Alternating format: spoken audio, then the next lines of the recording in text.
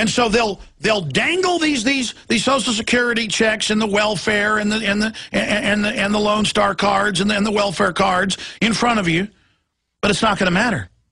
It's not going to matter because you're not going to be able to buy as much with it. You're already having the check basically cut in half.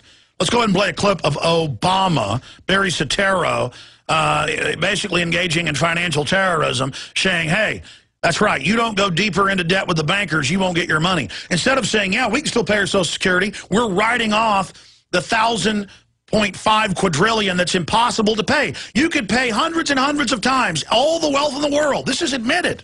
This is even in mainstream news. Into the derivatives, and it wouldn't pay it off. You could pay, Jim Rogers talks about this. They all talk about it. John Williams talks about it, top economist. You could pay everything in hundreds and hundreds of times, it wouldn't pay it off. And notice they've bankrupted Spain, Portugal, Italy, all these countries, Greece, Ireland, and every time they have a, quote, bailout, which is, hey, we're too big to fail, give us hundreds of millions or we'll implode everything.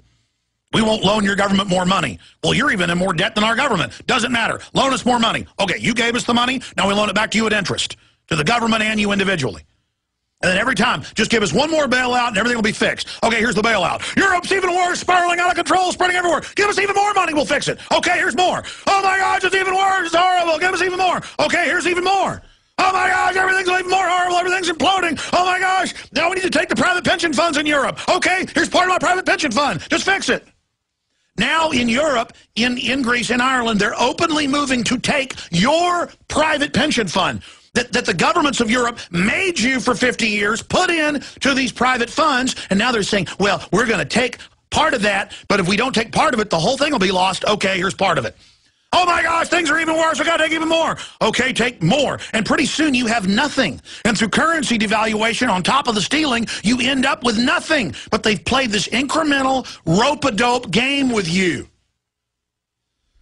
And yeah, I'm yelling and screaming. Folks, I feel like I'm living in the Twilight Zone. I can't believe what's going on anymore. I can't believe that the president is announcing he's going to sign an executive order and put you on a no-buy list with no criminal record and no proof, and you can't get off the list. And they're just ordering gun shops now outside of law what to do. I mean, this is called, one word, dictatorship. Let me say it again. Dictatorship. Dictatorship. Dictatorship. Dictating.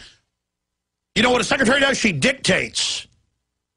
You dictate to her, and she writes it. I dictate. The word dictate means when the emperor or the pharaoh would stand up and give law, it would be chiseled into stone and put out publicly. I am dictating to you. I am your dictator. You are taking dictation. You are doing what the dictator says. I'm your boss, secretary. Type this out. I'm your boss, America. Do what I say. Obama said 2 days ago, eat your peas like you're a little kid. They always talk to us in this fatherly way, like they're our boss, they're our owner. If you notice, everything's childlike. We're the children, the states are loving mommy and daddy, and the police are our big brother. Well, let me tell you something, police and everybody else. They're stealing your dollar value. They're going to take your pension funds, too. We're all in this together. And if you keep buying into their false narrative, we have no future. Now, let's go over this here briefly. We got just shy of 50 million, 49+ million people and growing on food stamps. There's another 40 million or so on some other form of assistance, so that's 90 million. Let's be conservative, 80 million. You got 70 million people on Social Security. So what's 70 million and 70 million? That's 140 million. So that's close to half the population of the country. There's 310 million people here, and another 30 million illegal aliens, most of them on welfare on top of their paychecks. That's the big dirty secret. So we got 330 million people here, and we got 140 million of them openly on government assistance. Okay? You're like, well, I pay for that Social Security. Regardless, you're dependent on government. Okay, which is run by foreign, ruthless banks that have imploded countries hundreds of times in the last century and are experts on how to socially engineer this and how to control everything. They put the police state in place. It isn't for Al-Qaeda. Let me give you a news flash. We got their own training manuals. It's for you. So then you've got, of the Fortune 500, most of them dependent on government contracts. And you've got individuals on government contracts or private companies that are on government contracts. I mean, do the math, 140 million on some type of welfare. That leaves 160, 170 million people that aren't. Most of them are in some form are on a government contract. I've seen some numbers that it's as low as 50 million people in this country who aren't on some type of government dole or who aren't dependent on government. And remember, out of those 50 million, a lot of them are children. I mean, this country is so, well, they got a word for it. We are living in a world of hurt, and we've been maneuvered into this position, and now they're going to hold us hostage every year or two with another bailout, with higher taxes, with more austerity. And the more they cut services, the more they increase the water price, the more they cut cops.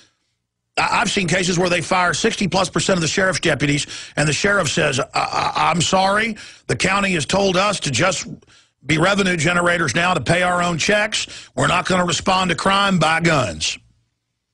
Here's 35 crimes we're not going to respond to, including home invasion, by guns. And at least those sheriffs and police chiefs have been honest. You look at Chicago and crime havens like that, they say you can't own a gun, but by the way, we're not going to respond to crime.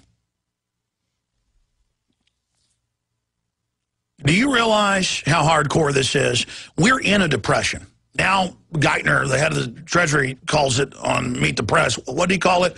The Great Recession. But wait a minute. They told us the recession ended in March, in June of 2009, so 2 years ago. It ended. I mean, there was, but now he said it's going to be the most painful thing that many of us have ever seen, and it's going to go on for a long time. Remember? That's the quote. I played it yesterday. Now, can we cue up Geithner? I want to play that exact quote when we come back. Thank you. So this is the reality of what we're facing. And, you know, I'm the extremist. 15 years ago, I had medical doctors on reading studies that were from a decade before that they knew cell phones and rat studies were causing big fat brain tumors and lowering fertility. And here is a whole bunch of mainline university studies. Cell phones, cancer, and infertility. Studies in the U.S., Europe, Australia, all find doubling of brain tumors, doubling, and massive destruction of DNA in sperm. But so what? By the way, this happened a couple days ago, and I kept waiting to see the national media cover it, but they didn't. Ron Paul, in the key battleground state of New Hampshire, in a straw poll, garnered 39% of the vote, absolutely trouncing all other competition. Rick Santorum got 12%, Michelle Bachmann even less with 11%, Romney got 9%, but it doesn't matter.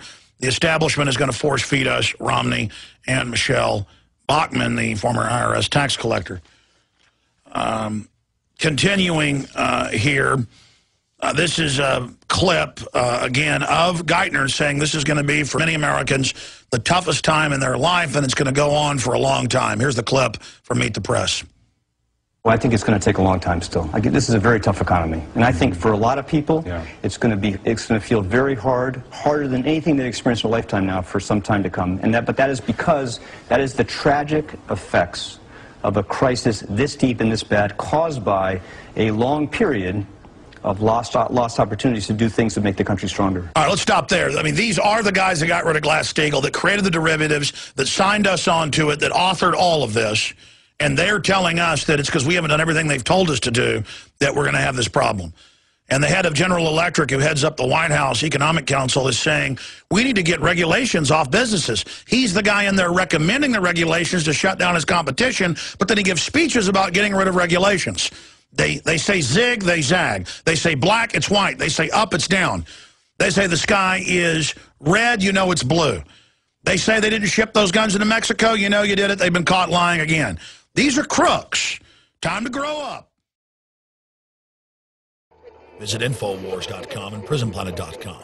When you're on the site, you can also tune in 24 hours a day to my daily radio broadcast. There's also a free iPhone app to listen to the syndicated radio show when and where you want.